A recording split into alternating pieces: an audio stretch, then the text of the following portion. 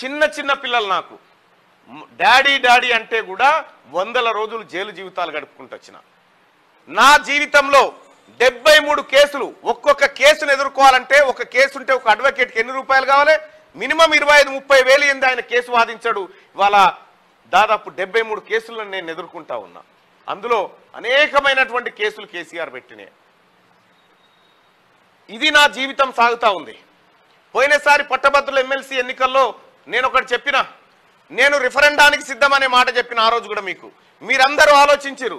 Yes Mallanna referendum అంటా ఉన్నాడు, right to recall అంటా ఉన్నాడు అని చెప్పిండు.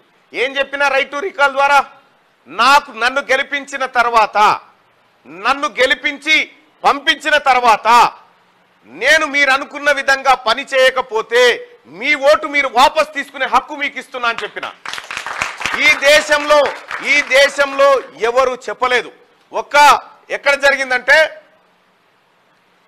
మధ్యప్రదేశ్ భోపాల్ పక్కనే ఉన్నటువంటి హర్దా మున్సిపాలిటీలో సంగీత పాటిల్ అనేటువంటి ఒక మహిళ చేసింది ఆ పని. అక్కడ హర్దా మున్సిపాలిటీకి పోయి వాళ్ళని కలిసి ఎట్లా ఇంప్లిమెంట్ చేసిరో తెలుసుకొని నేనుగా నా పైన రిఫరెండం విధించుకోవడానికి సిద్ధమైనా అని చెప్పిన. రేపొద్దున కూడా నేను ఇప్పుడు చెప్తా ఉన్నా నల్గొండ లైబ్రరీ నుంచి, మీరు ఓటేసి గెలిపించిన మరుసటి రోజు నుంచి కరెక్ట్గా నెక్స్ట్ ఏడాది వరకు ఒక గ్రౌండ్లో సభ పెట్టి ఆ గ్రౌండ్లో ఈ ఏడాది కాలం పాటు నేను పనిచేసిన నా పర్ఫార్మెన్స్ నచ్చిందా?